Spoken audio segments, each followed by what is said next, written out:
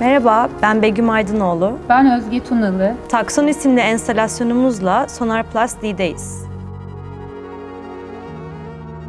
Takson, günümüzün ve geleceğin strüktürel elemanlarını yeniden yorumlayan 3,5 metre yüksekliğinde mekansal bir dış iskelet prototipi.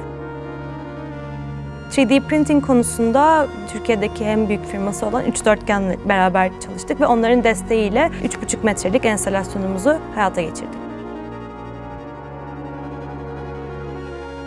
Takson'un algoritmik tasarım sürecinde en önemli parametrelerinden biri, içerisinde en az bir kişiyi barındırabilecek genişlikte olması. Bir diğer parametre ise boşluklu yapıdaki dış iskeleti elde edebileceğimiz forma ulaşmamız.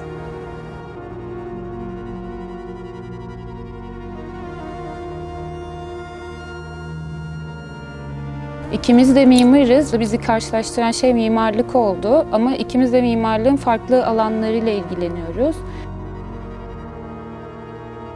Benim mimari temsil üretim yöntemlerini çoğaltmakla ilgili olan tutkum, Begüm'ün algoritmik tasarım konusundaki bilgi ve deneyimiyle birleştiğinde ortaya güzel bir işbirliği çıktı.